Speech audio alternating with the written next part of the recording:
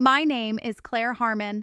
I'm 34 years old, and I want to tell you something I've never told anyone in its entirety. Not my therapist, not my closest friend, not even the detective who eventually sat across from me at a folding table in a county building that smelled like old carpet and copy toner. I've told pieces of it, small parts when I had to, but never the whole thing, start to finish, the way it actually happened, the way it still plays back sometimes when I'm lying in bed and the house is too quiet. I'm sharing it now because I think you deserve to hear it, and honestly, I think I need to say it out loud, all of it, even the parts that don't make me look good, even the parts I'm still ashamed of. If you're new here, this is Pet Witness, a channel where real stories get told and animals are at the center of them in ways you'd never expect. Subscribe if you haven't. Stay until the end. I promise you, this one is different. Let me take you back to Dunmore, Missouri. Dunmore sits about 40 minutes southeast of Springfield, tucked between two ridgelines that make the cell service unreliable and the winters feel longer than they are. Population just under 6,000. One grocery store, a Harp's Food, one diner called Patty's that's been on the corner of Merchant and Elm since 1987, a Dollar General, a volunteer fire station, two churches within walking distance of each other, First Baptist and Cornerstone Community, and enough unspoken tension between their congregations to fuel a decade of small-town gossip. I grew up there. My parents, Gerald and Norma Harmon, bought their house on Sycamore Ridge Road in 1988 for $62,000. 3 bedrooms, 1.5 baths, a covered porch that faced west so the sunsets in summer were something worth sitting still for. That house was the gravitational center of my entire childhood. Every birthday, every Thanksgiving, every fight, every silence. I'm the youngest of 3. My sister Donna is 41. My brother Todd is 38. I am, and always have been, the one they collectively tolerated. I don't say that to make myself sound pitiful. I say it because it's simply accurate, and understanding it is the only way this story makes sense. Growing up, Donna was my mother's favorite, and she knew it. Not in a subtle way. In a way that was just openly true, the way it's true that the sky is gray in January. Donna got the new clothes. Donna's school plays got attended. Donna's college application got typed up by my mother at the kitchen table while my mother told me when my turn came 2 years later that I was smart enough to figure it out myself. Todd was my father's shadow, fishing on weekends, working on the truck together in the driveway, watching Cardinals games with matching postures on the same couch cushions they'd both worn down over years. And then there was me. I was the one who read books in my room. I was the one who got a dog for my 12th birthday, a golden retriever mix named Butterscotch, and spent more meaningful time with that dog than with most of my family. Animals understood something about me. They always have.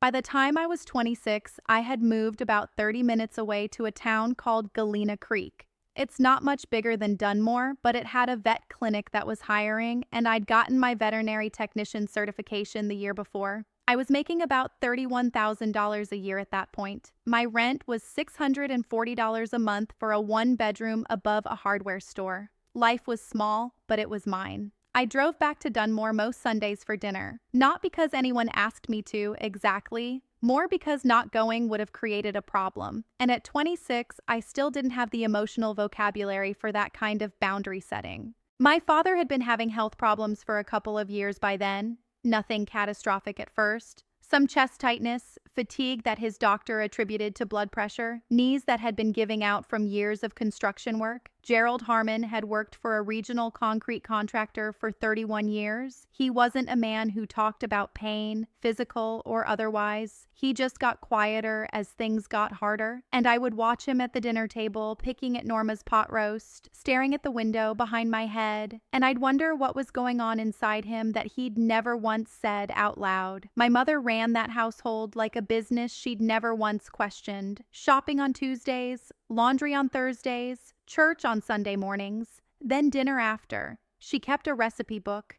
a green 3-ring binder stuffed with handwritten index cards and torn magazine clippings, on the second shelf above the kitchen counter. That binder was the most organized thing in the house. It had been there since before I was born. I used to flip through it as a little girl, reading my grandmother's handwriting on the brisket recipe, touching the grease stains on the edges like they were artifacts.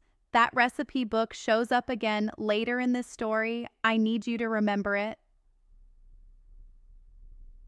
It was October of 2018 when I got Ranger. A family had surrendered him to the clinic. He was about 18 months old, a mixed breed, part German Shepherd, part something broader through the chest, maybe Labrador, brown and black with one ear that stood up and one that flopped. He'd been malnourished when he came in, ribs visible through his coat, nervous around sudden movements. The family said they couldn't afford to keep him. I sat with him for 20 minutes during my lunch break just to see how he'd do. He put his head in my lap and exhaled like he'd been holding his breath for months. I named him Ranger. He slept at the foot of my bed every night. He sat beside me on the couch while I watched television. He rode in the passenger seat of my 2012 Honda Civic, a habit I started as a joke that became completely permanent. When I drove back to Dunmore on Sundays, Ranger came with me. He learned to dislike those drives almost as much as I did, which I found oddly comforting. By 2019, my father's health had declined in ways that were harder to minimize. He'd had a mild cardiac event in August that his doctors were still monitoring. He lost weight.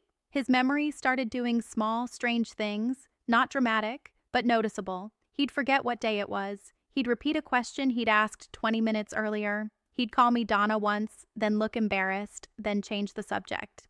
I drove to Dunmore more often those months, not every Sunday, but close to it. My mother did not thank me for this. That sounds harsh. Let me be precise about what I mean. She never said, "Don't come." She never said, "We don't need you." But there was a way she managed those visits, organizing the seating at the table, assigning tasks, filling every silence with commentary about Donna's life or Todd's life, that made it clear I was orbiting something I was not considered central to. I was helping, I was present, but I was not inside the circle.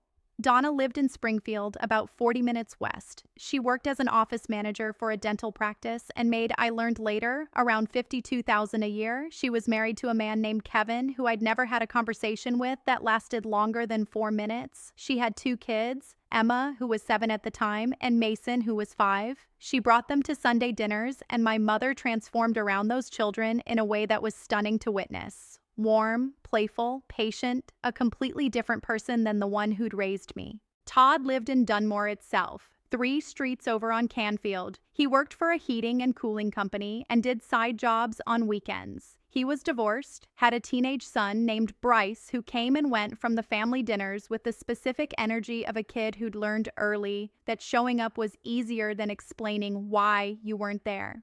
That was the shape of my family in the fall of 2019, and that was the year my father sat me down alone in his study, a room he mostly used for storing fishing gear and old Field and Stream magazines, and told me something he'd apparently been thinking about for a long time. And it was a Sunday in November, cold enough that I'd worn a heavy cable knit sweater, cream-colored, one I still own, one I'd grabbed off a clearance rack at a department store 3 years earlier without thinking anything of it. Ranger was in the kitchen eating the scraps my father had slipped him because my father loved that dog quietly and consistently in the way he loved most things. My dad sat in his desk chair, an old thing with a split seam along the back, and I sat on a plastic storage bin that had a folded moving blanket on top of it. He'd closed the door. I could hear the television in the living room. The radiator in the corner of the study made a slow ticking sound like something cooling down. "Claire," he said, and then he stopped. He looked at his hands. "Dad, I've been thinking about the will." I didn't say anything. I just waited. "Your mother and we set it up a long time ago, and I've been meaning to change something." He stopped again, rubbed his thumb against his palm. "I want to leave you the house." I sat very still. "Not just your share," he said. "The whole thing. I want to change it so you get the house and the property." I didn't understand. I said, "What about Donna and Todd?" He said, "They'll get the accounts." The joint account and the CD I have at the bank. Between the two of them, that's around $80,000. That's fair. The house is worth about 110, maybe 115. I looked at him. His face was tired in a specific way. Not sad exactly, but resolved. Like a man who'd already had this argument with himself many times and was done fighting. Why? I said. He said, because you're the one who shows up. He said it very simply. Not with drama, not like a speech, just like a fact he'd been carrying around and was tired of holding alone. I told him I wasn't sure that was a reason. He said it was the only reason that mattered to him. He said he knew his other kids. He knew how they worked. He said he loved them and he wasn't angry, but he knew what was true. And what was true was that I had been the one who drove out on Sundays, the one who sat with Norma at appointments, the one who called every Tuesday for no reason other than to call. I'm going to talk to Bill Stanhope next week, he said. Bill Stanhope was his attorney, a man who had an office on Route 14 with a parking lot full of potholes. He asked me not to tell my mother yet. He said he wanted to get it in order first. I nodded. I went back to the kitchen. I sat at the table across from my mother and watched her talk about Donna's new dining room furniture, and I ate my pot roast, and I didn't say a word. Ranger put his head on my foot under the table. My father had a more serious cardiac event in January of 2020. He was hospitalized for 6 days at Mercy Hospital in Springfield. I took 4 days off work, unpaid because I didn't have enough PTO, and drove back and forth from Galena Creek every day. Ranger stayed at the clinic during the days, and I picked him up on the way home at night. During those 6 days, Donna visited twice. Todd came 3 times, but 2 of those visits were short, under an hour, and he spent most of them on his phone in the hallway. My mother didn't notice, or if she did, she reorganized the reality of it into something more palatable. She mentioned to the nurses that her daughter Donna was so devoted, had driven all the way from Springfield. She did not mention that I had been there every single day. I'm not sharing this to keep score. I need you to understand the architecture of how this family worked, because that architecture is what made everything that came later possible. My father came home in late January. He was on new medications, had dietary restrictions, needed follow-up appointments every 6 weeks. I set up a Google Calendar and shared it with Donna and Todd so everyone could coordinate who would take him when. Donna said she'd try. Todd said he was usually pretty busy with work. I drove him to 3 of the next 4 appointments. Somewhere in the middle of February, my father told me quietly that he'd met with Bill Stanhope. The will had been updated. He said he'd mailed me a copy for my records and that I should keep it somewhere safe. I put it in a fireproof document box I kept under my bed. It was a gray metal box with a key I kept on my key ring. I remember putting the envelope in there and thinking, I hope this doesn't matter for a very long time. One or so the pandemic hit. Everything got strange and disjointed. The clinic stayed open because veterinary care was considered essential. I worked through all of it, long hours, wearing a mask that left marks on my face by the end of a shift. My salary had gone up to $37,000 by then, which sounds like a raise until you account for the fact that the cost of everything around me had quietly climbed. My Sunday drives to Dunmore became less frequent, first because of the early restrictions, then because of my schedule, and eventually because my parents were nervous about outside contact given my father's heart.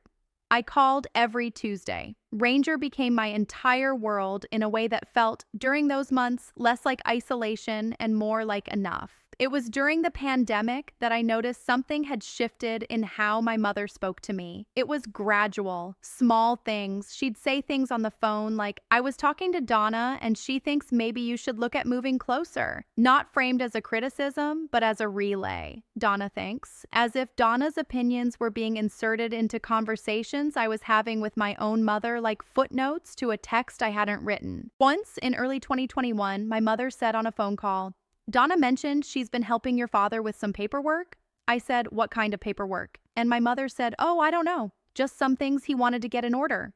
I didn't ask more. I probably should have. My father's decline through 2021 was slow and then not slow. His memory issues became more consistent. He got confused about time sometimes. In July, he called me by his sister's name, a woman who had died in 1994. In September, I drove out and found him sitting on the porch at 9 o'clock at night in 55-degree weather, not wearing a jacket, watching something in the tree line that I couldn't see. I stayed that weekend. Donna stopped by for Sunday dinner, and she seemed, I have thought about this word many times, she seemed watchful. Not sad, not worried, watchful, like someone tracking the progress of something they'd invested in. My father died on February 4th, 2022. He died at home, in his bedroom, with my mother beside him. It was a Thursday morning. Donna drove out from Springfield and arrived about an hour after it happened. Todd was there by noon. I had driven through freezing rain that started at 5 in the morning when I got the call, and I got there around 7, and I sat in the kitchen with my hands wrapped around a mug of coffee I never drank while Ranger lay across my feet under the table. The house felt like a held breath. My mother moved through it efficiently. She had already called the funeral home. She had already started a list of people to notify. She was doing what she had always done, converting grief into task, because that's what she knew how to do. I watched her. I watched Donna, who stood beside her in the kitchen refilling her coffee, a hand on her shoulder, and I felt something I don't have a perfect word for. Not jealousy, not hurt, something more like recognition. Like watching a play you've seen enough times to know all the lines. I don't want to subscribe the wrong emotion to my mother's grief. She was genuinely devastated by my father's death. I believe that fully. But grief is a complicated thing, and it doesn't cancel out other things. It doesn't erase patterns that have existed for 40 years. It just sits on top of them. The funeral was on February 8th.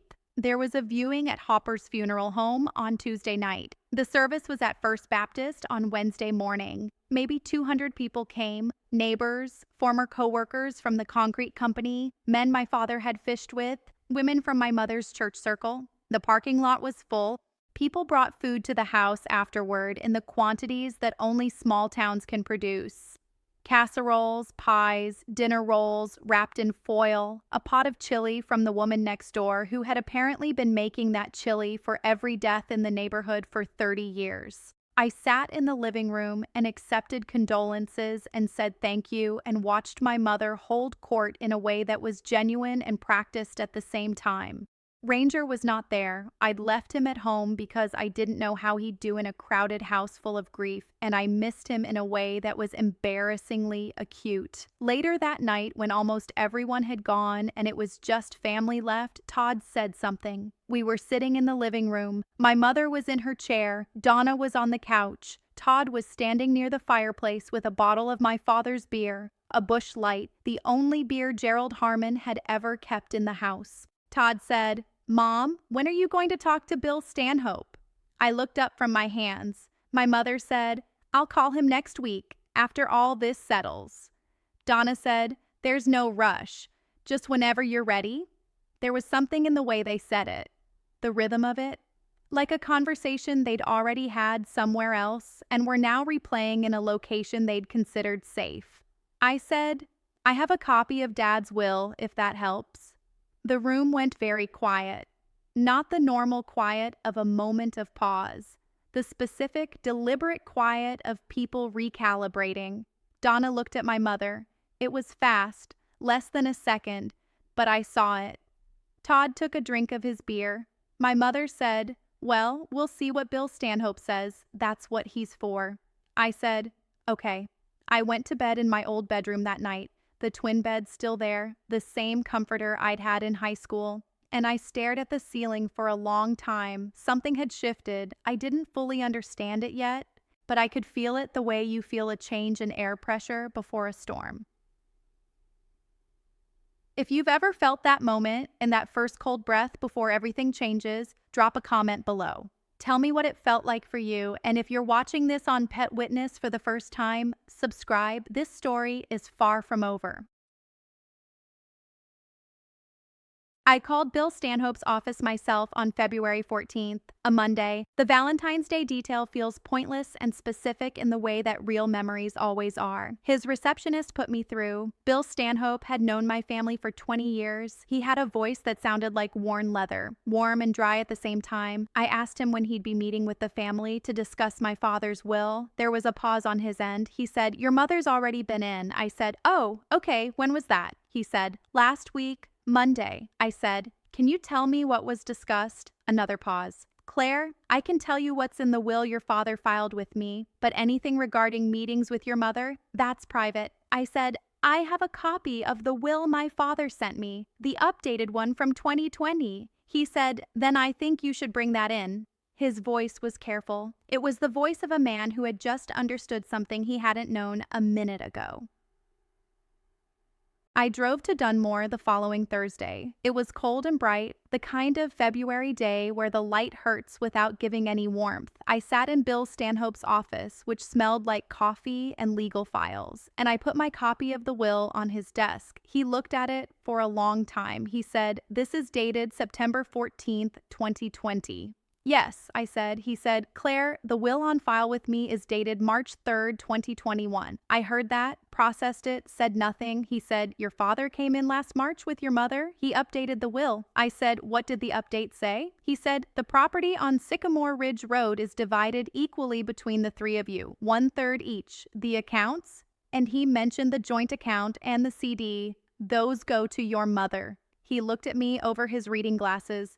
"The will he filed with you," he said carefully, "was superseded." I said, "Was he?" And I stopped. I tried to think about how to say it. When my father came in last March, what was his cognitive state?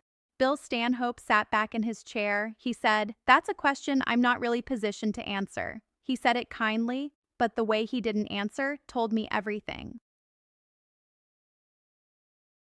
I went to my car and sat for 6 minutes without starting the engine. Then I called Ranger. He was home. He wasn't there. But I said his name out loud in the empty car anyway. I drove to my mother's house. I knocked on the door. She seemed surprised to see me. She offered me coffee. I said yes, because saying no would have made the conversation start before I was ready for it. She poured 2 cups, and we sat at the kitchen table. The green recipe binder was on the shelf behind her, the same one. 30 years older, soft at the edges now, a rubber band around the middle to hold it together. I said, "Mom, did you take Dad to Bill Stanhope's in March of last year?" She wrapped both hands around her mug. She said, "We went in to look at some things together, yes."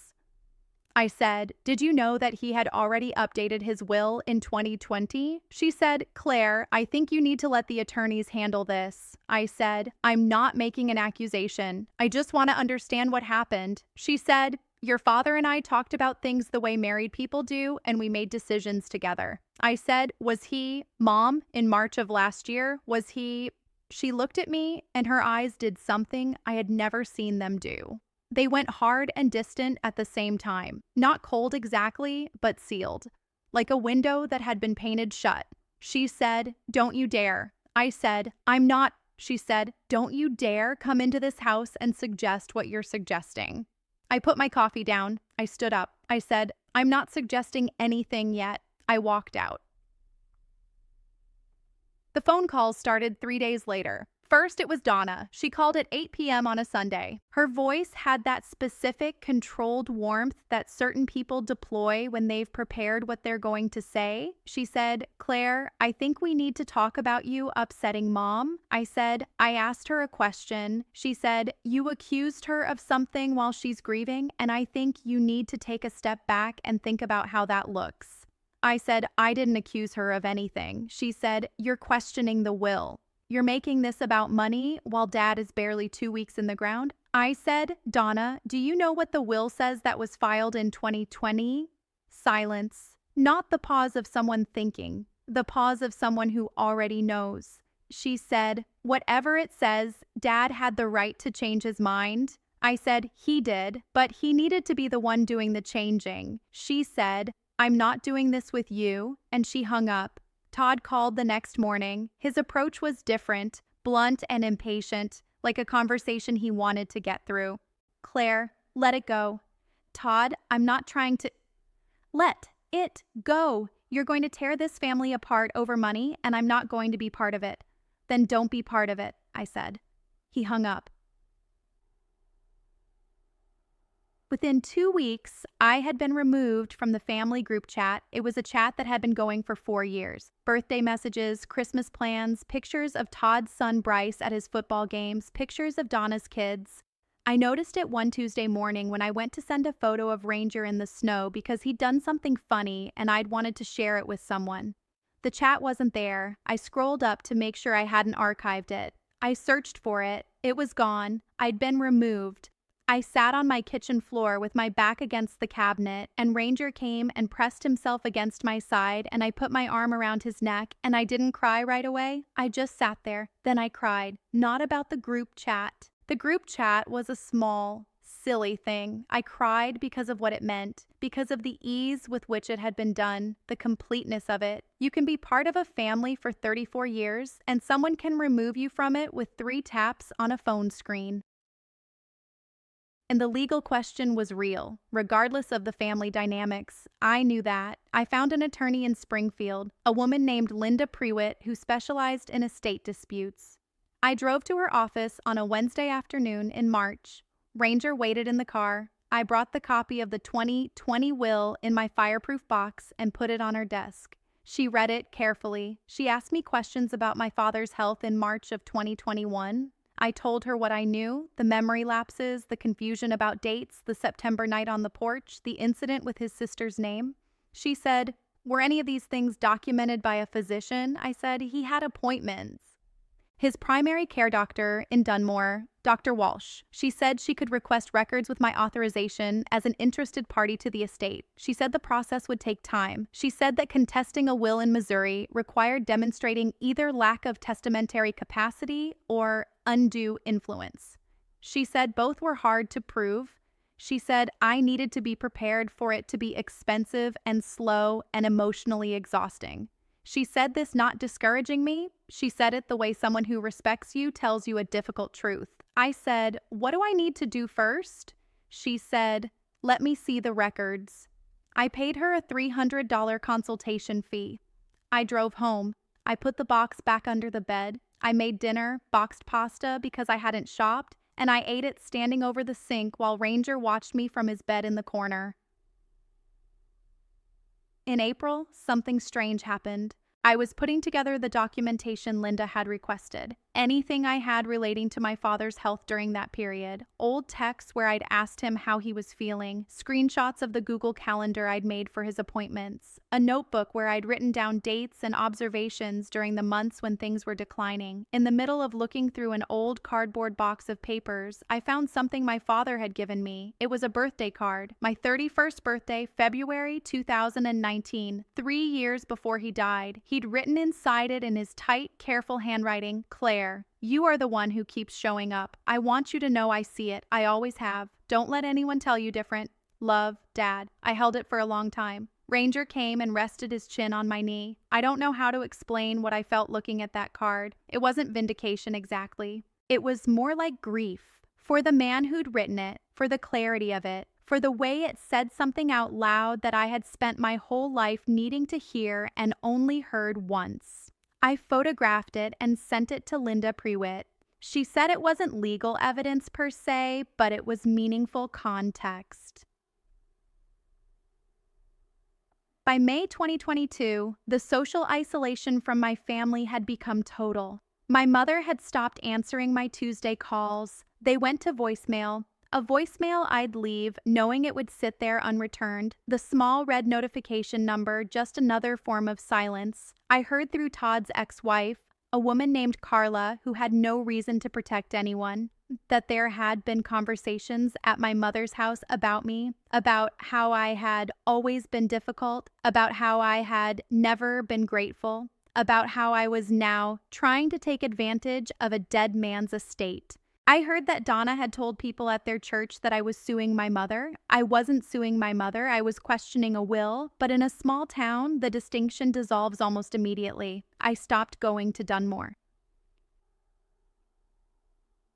I want to pause here for a moment. If you've stayed with me this far, you already know this is a long story. It needs to be long because the truth of it isn't simple. The people who hurt me weren't monsters. They were ordinary people making self-serving choices, and that's somehow harder to explain than a villain. If this story is resonating with you, if you've ever been the one in your family who showed up only to end up outside, I want you to know I see you. Comment below and tell me. And if you're watching this on Pet Witness, subscribe. These stories deserve witnesses.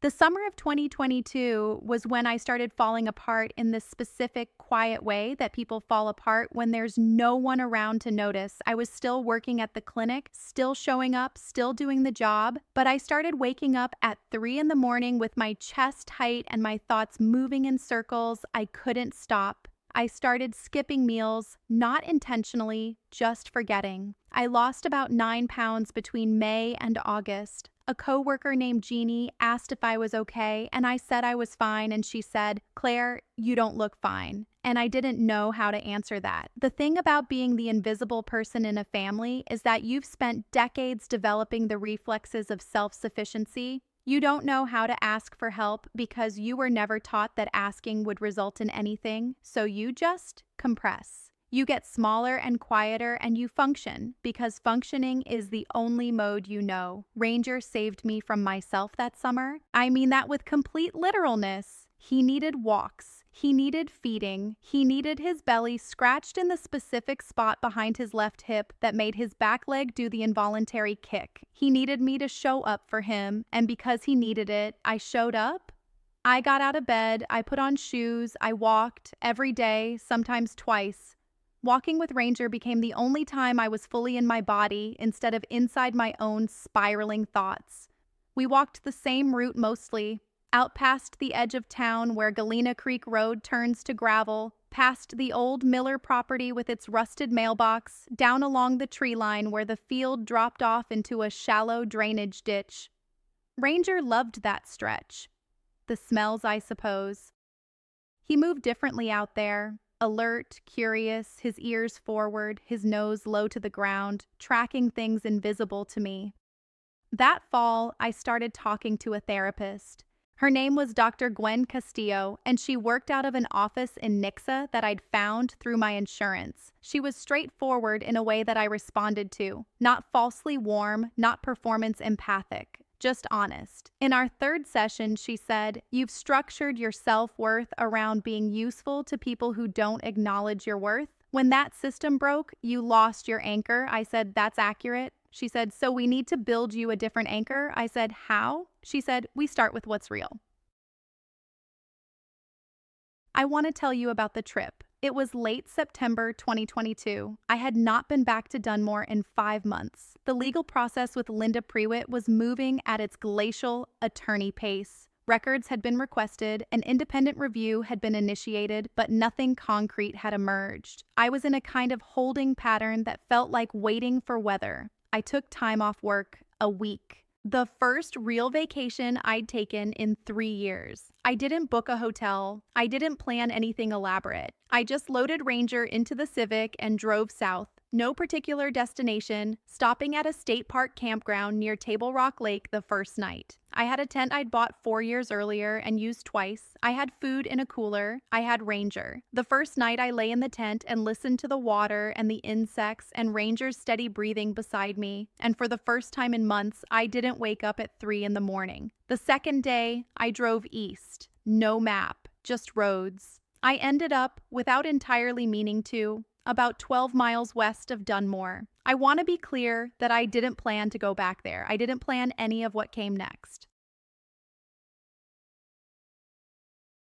I stopped at a roadside park, one of those small Missouri highway rest stops with a few picnic tables and a trash can and a patch of grass backing up to a tree line. I needed to let Ranger out to run. He'd been patient in the car for 2 hours. I unclipped his leash, something I only did in open spaces where I could see him, and he went immediately into the long grass at the edge of the clearing, nose down, tail working in fast circles. I sat on a picnic table and ate half a granola bar and watched the light move through the trees. It was warm for late September, maybe 68 degrees, the air with that particular quality it gets in Missouri in fall, heavy and golden and somehow nostalgic for something you can't name.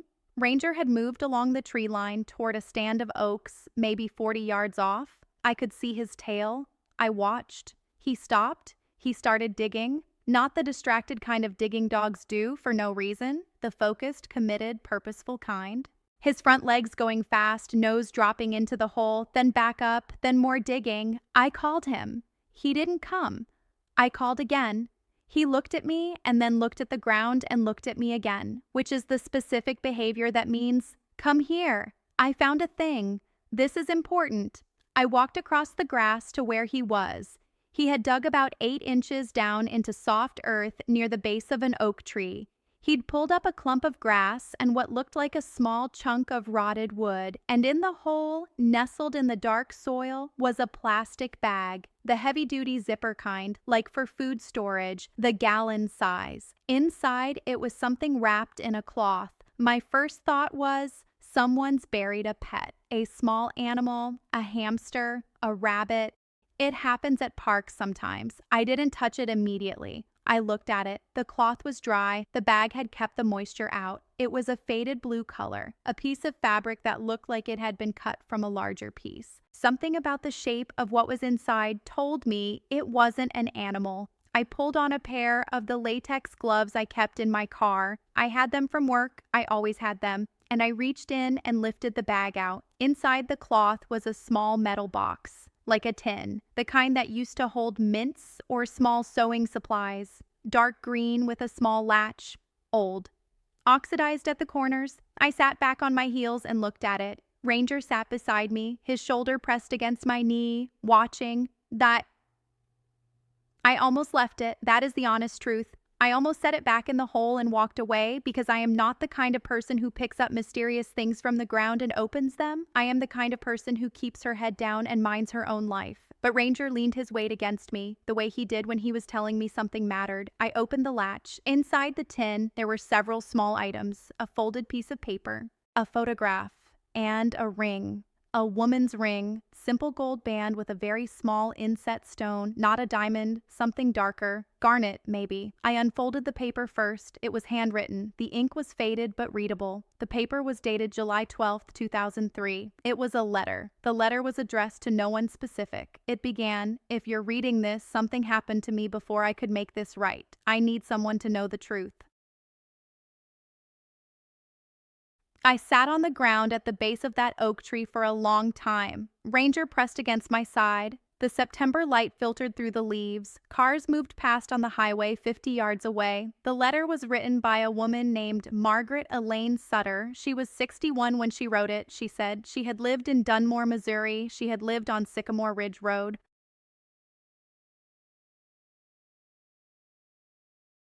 I need you to understand what I'm about to tell you because it requires you to hold 2 timelines in your mind at once. In 2003, I was 15 years old. In 2003, my family had been living on Sycamore Ridge Road for 15 years. The house at the address written in Margaret Sutter's letter was 4417 Sycamore Ridge Road. My parents' address was 4412 Sycamore Ridge Road across the street. Margaret Sutter's letter said the following things. She said that in the spring of 2002, she had discovered that her daughter, who was 23 at the time and living in Springfield, had become involved with a married man. She had confronted her daughter. Her daughter had told her to stay out of it. She said that over the following year, she had collected evidence because she believed the man's wife deserved to know. She said she had written letters to the wife and never sent them. She said she had taken photographs and kept them. She said the married man's name was Gerald. She said she had tried once to speak to his wife directly and that the wife had called her a liar and told her never to come to their home again. She said she was burying this because she was afraid. She didn't explain what she was afraid of specifically. She said, I am afraid of what happens if this comes out and I am the one who brought it. I have lived across the street from this family. I have seen the children. I am afraid of what the truth does to children, but I am also afraid of what it means to die with this kept. She said, there is a child. The girl is almost 1 year old now. Her name is what her mother chose. I don't know if Gerald knows. I think he does. I think that's the part that matters most. She described the girl's mother's name. The mother's name was Pamela Ann Sutter, Margaret's daughter. But I did not go to Dunmore that day. I went back to the campsite. I made a fire because I needed to do something with my hands. I fed Ranger his dinner. I sat in my camp chair with the tin box on my lap and I read the letter 4 more times. Then I looked at the photograph. It was a Polaroid, old, yellow at the edges. A young woman holding an infant in what looked like the waiting room of a doctor's office. The woman was smiling. Not a big smile, a private, uncertain one. The kind of smile that doesn't know if it's allowed to be there yet. The infant was wrapped in a yellow blanket. On the back of the Polaroid, in the same handwriting as the letter, someone had written, Pamela and the baby. October 2002. I called Linda Prewitt the next morning from my campsite. She didn't pick up. I left a voicemail that was probably not as coherent as I intended. She called back that afternoon. I told her what I'd found. She was quiet for a moment, and then she said, Claire, where exactly was this roadside park? I had noted the highway and mile marker. I told her. She said, that's in Hickory County. She said, I'm going to give you the name of a colleague of mine. I think this goes beyond what I do, but I also think you need to talk to someone at the county level about this discovery. She said, don't touch anything else in that box. Keep it exactly as it is. I said, what is this? What am I holding? She said, I think you might be holding a missing piece of someone's life. Her name was Rachel Bowers. She was a detective at the Hickory County Sheriff's Department. She was 47 with short gray hair and very steady eyes, the kind of person who lets you talk until you're done instead of filling the spaces. I met with her the following Tuesday in the county building I mentioned at the very beginning of this story, the one with the old carpet and the coffee toner smell. I brought the tin box in a paper bag. She looked at everything carefully. The letter, the photograph, the ring. She said, do you know if there's a Pamela Sutter in the system? I said, I don't know anything. I found this 3 days ago. She said, where's the dog? I said, he's in my car. She said, he's good? I said, he's the reason I found this. She nodded like that information was simply correct and didn't require further discussion. What Detective Bowers found in the next 2 weeks took the entire frame of what I thought I was living through and turned it at an angle I could not have predicted. Pamela Sutter existed. She was 35 years old in 2022. She lived in Joplin. She was a waitress at a place called Breckenridge Grill. She had a daughter named Lily, who was 20 years old. Lily was in college, on a partial scholarship, in Fayetteville, Arkansas. Detective Bowers told me Pamela had consented to speak with her after she explained the circumstances. She told me Pamela had been surprised, deeply surprised, that her mother had buried anything. She had thought the past was simply past. But then Detective Bowers said something that reoriented everything. She said, Pamela told me that her mother died in September of 2003, 2 months after that letter was written. She said, she died in a single-car accident on Route 14. She said, Pamela always believed it was an accident. She paused. She said, I'm not making any statements about what it was or wasn't, but I'll tell you that given the dates and the contents of that letter, there are some questions that probably should have been asked a long time ago. Ken, I had to pull over on the way home that day. I sat in a gas station parking lot in Everton for 20 minutes. Ranger climbed from the back seat into the front and put his head on my thigh. I scratched behind his one floppy ear. The October sky was doing something complicated and beautiful, and I couldn't fully look at it. My father, Gerald Harmon, construction worker, Cardinal fan, man of few words, man who had slipped Ranger scraps at the dinner table, man who had sat in his desk chair in September of 2019, and said, you're the one who shows up and asked me not to tell anyone. I sat with that for a long time. I want to be careful here. I will not tell you he was a monster. I will not reduce him to his worst actions. But I also will not protect him from the truth of what he'd done. Because protecting people from the truth of what they've done is how we end up here in the first place. He'd had an affair. He'd had a child.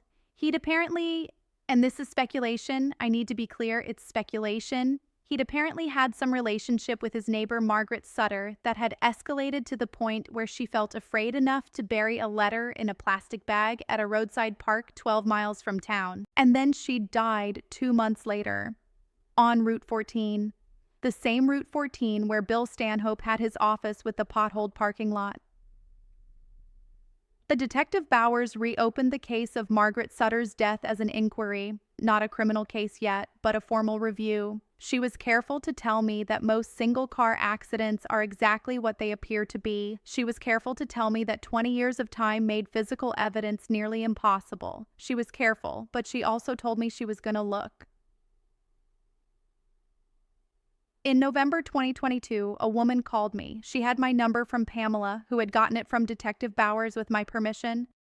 Her name was Lily. She was 20 years old. She was calling from a dorm room in Fayetteville. She had a quiet voice, thoughtful pauses between her sentences, the particular cadence of someone who chooses words carefully. She said, "My mom told me you found my grandmother's tin." I said, "I did. My dog found it, actually." She said, "He's a good dog." I said, "He's the best." There was a pause. She said, "I know who my father was. My mom told me when I was 16. She said she didn't want me to grow up not knowing, even if she couldn't do anything about it." I said, "I'm sorry. This must be incredibly strange." She said, "I've thought about this family my whole life, in a way, like a puzzle with a piece missing, and now, She stopped. I said, "Yeah." She said, "You're his daughter." I said, "I am." Another pause. She said, "I don't want anything. I wanted to tell someone in his family that I exist and that I'm okay." I said, "I'm glad you're okay."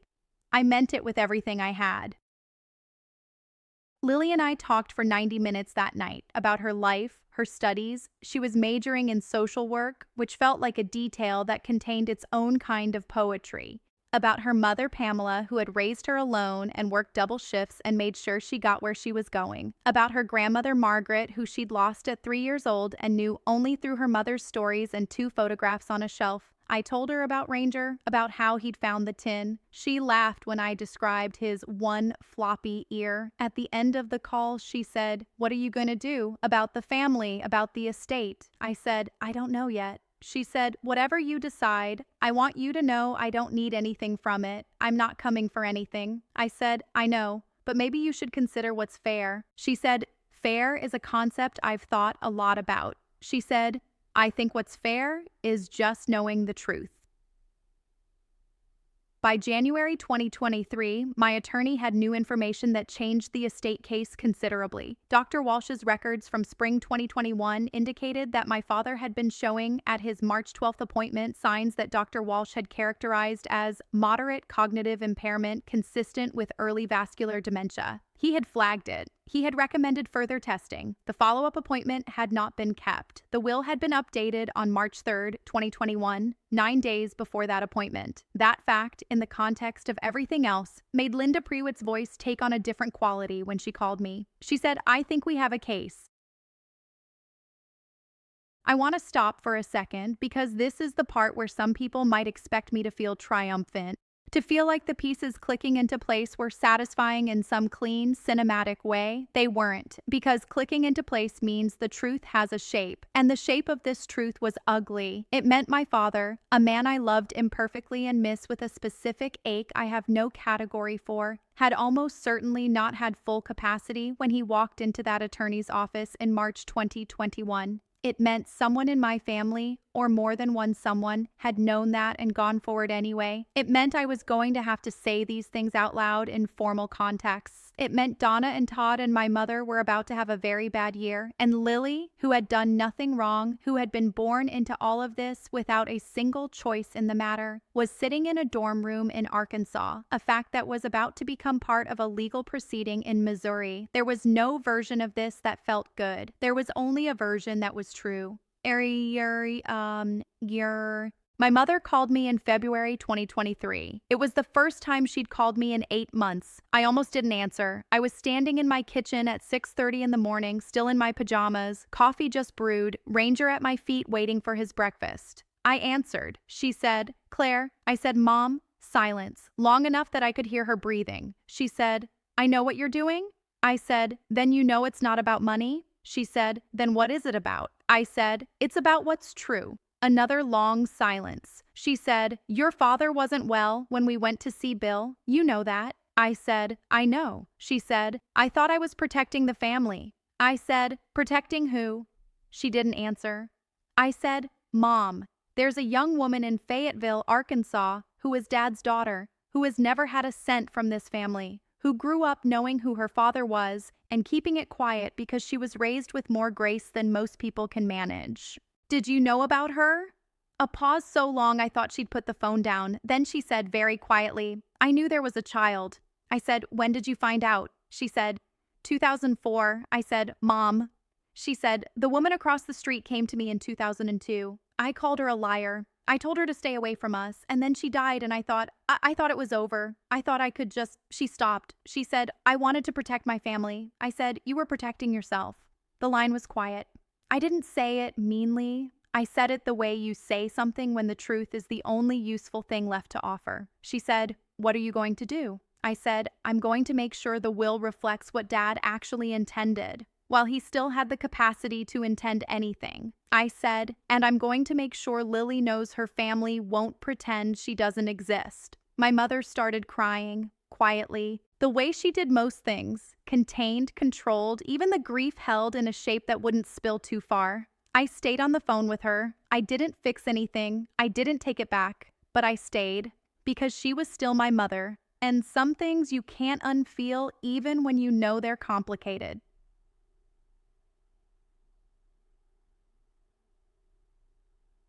The estate case was settled in mediation in April 2023.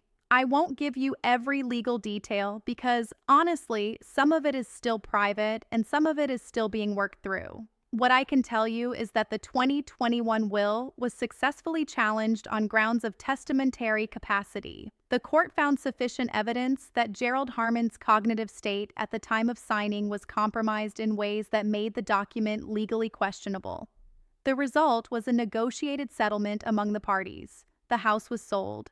The proceeds were divided, not exactly according to the 2020 will, because these things are never exactly anything, but in a way that Linda Prewitt told me was more consistent with your father's clearly expressed prior intent. Donna didn't speak to me through any of it. She communicated through her attorney. Todd communicated through his attorney, and once through a brief text that said, "I hope this was worth it to you." I did not reply. Lily was not a named party in the estate. She'd been clear about that. She didn't want to be. But she and her mother, Pamela, were given something from the settlement, a portion that I arranged through Linda Prewitt outside the formal proceeding. It was Lily's to accept or decline. She called me the day she found out. She said, "You didn't have to do this." I said, "Yes, I did." She said, "Why?" I said, "Because my father had 2 daughters, and one of them has been treated like she doesn't exist for 20 years. That's not something I'm willing to continue." She was quiet for a moment, and then she said, "Okay,"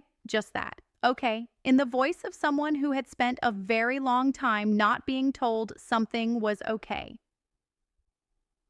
Detective Bowers's review of Margaret Sutter's 2003 accident closed without new criminal findings. The road conditions that night had been poor. There were no witnesses.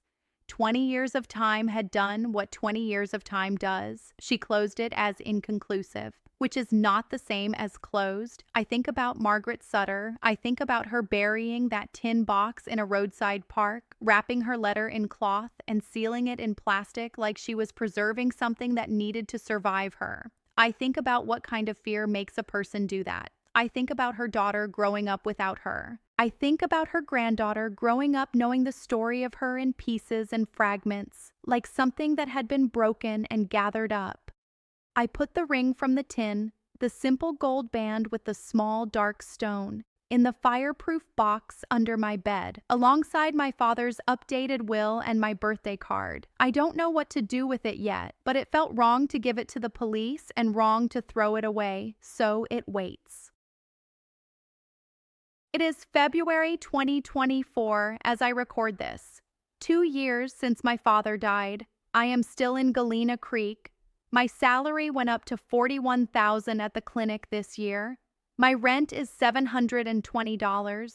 The landlord raised it in December, which I was annoyed about, and then reminded myself is still, objectively, manageable. I have a small yard now.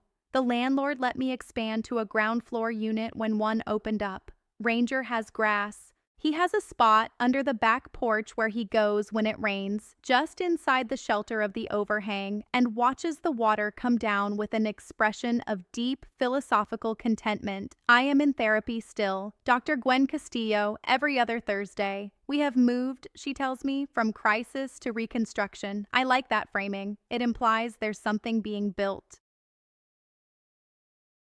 I have not spoken to Donna since the settlement. She removed herself from my life the way she removed me from that group chat, cleanly, efficiently, without discussion. I have made peace with this in the way you make peace with the weather. You don't have to be happy about it. You just have to accept that it's real. Todd and I have exchanged a few texts. Nothing meaningful, but a few. His son Bryce graduated high school last June, and Todd sent me a photo of him in his cap and gown. I said, "He looks great, Todd. You did good." He said, "Thanks. It was more than nothing." My mother and I talk on the phone sometimes. Not every Tuesday anymore. There was too much water under that bridge to preserve the old ritual. But sometimes. She is older and smaller in the way people get when grief takes up permanent residence in them. She doesn't talk about any of it. Neither do I, most of the time. We talk about the weather in Dunmore. We talk about her church. She asks about Ranger, and I tell her something he's done, and I can hear something soften in her voice. She has not mentioned Lily. I don't know if she ever will. But last March, when I told her that Lily had gotten a summer internship with a social services agency in Springfield, that's 30 minutes from Dunmore, there was a long silence on the phone, and then my mother said, "Is she a good person, the girl?" I said, "She's one of the best people I've met." My mother said, "She sounds like someone Gerald would have been proud of." It was the most she's ever given me toward the truth. It wasn't nothing. Lily and I have coffee about once a month. She moved to Springfield in August for a full-time position. We meet at a place called Founders Park Cafe on Commercial Street. She drinks black coffee. I get a latte I never finish because I always start talking too much when I'm there. She is easy to be around. She has her mother's patience and something else, a specific kind of directness, an unwillingness to talk around things that I recognize from somewhere and have not quite been able to name until recently. I think she got it from a father she never met. I think she carries him more accurately than most of us who did know him. Ranger is 5 now. His muzzle has a few gray hairs coming in at the very front. He still has his one floppy ear and his one straight ear. He still rides in the passenger seat. He still presses himself against me when he thinks I need it, with the wordless, bone-deep certainty of a creature who simply knows. I think about the day he found that tin box, the deliberateness of it, the way he stood at that hole and looked at me, and then looked at the ground, and then looked at me again. I know it's not mystical. He smelled something. He dug toward it. That's what dogs do. But I think sometimes about what would have happened if I'd gone a different way at the tree line, if I'd kept my leash on him, if I'd been in too much of a hurry to let him stop. I would have driven home. The legal case might have gone differently without the context of what that letter contained. Lily might have stayed a background fact of my life rather than a person sitting across from me at a cafe table telling me about her caseload. Margaret Sutter's words would have stayed in the ground. Truth is patient. It waits in the dark for a long time, but it needs something to dig for it. Sometimes that something has 4 legs and 1 floppy ear and a nose that knows what matters. I have this green recipe binder. My mother gave it to me about a year after everything settled. She showed up at my door in Galena Creek, drove 40 minutes unannounced in November, and held it out to me on the doorstep. She said, "I think you should have this." I said, "Mom, She said, "The brisket recipe is your grandmother's, the one on the green index card in the back. You always liked that one." I took it. It sits on my kitchen shelf now, soft at the edges, held together with a rubber band. My grandmother's handwriting on the brisket card, the grease stains along the margins from decades of use. When I make dinner, sometimes I take it down and flip through it, not always looking for a recipe, just reading the handwriting, just touching the edges of something that held the shape of a family for longer than I've been alive.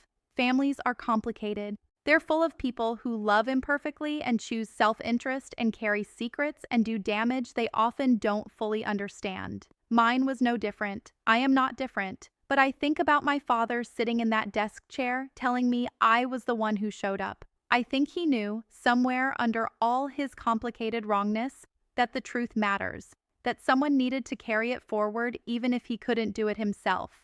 He didn't know it would be a dog. He probably would have found that funny. Gerald Harmon was a man of very few words, but he always had a soft spot for animals. If you've made it to the end of this, I want you to know that I see you. I know how long this was. I know it wasn't simple. I know there are probably parts of it that made you uncomfortable or sad or angry. There are parts of it that do all three of those things to me, and I lived it. But I wanted to tell the whole thing. I wanted you to have all of it. If something in this story resonated with you, if you've ever been the one who showed up and got left out, or kept a truth buried because you were afraid of what it would do, or found something in an unexpected place that changed everything, please leave a comment. Tell me. I read every single one. If you're watching this on Pet Witness for the first time, subscribe. This channel exists because animals witness things we can't, because they find what we've buried, because they press their weight against us in the exact moment we need it, and they don't ask for anything back. Ranger is asleep behind my chair right now. His breathing is slow and even, that deep dog sleep sound that means everything is okay, at least in this room, at least right now. That's enough for today. That's more than enough. Subscribe to Pet Witness, like if this story moved you, and take care of the ones who show up for you, on four legs or two, or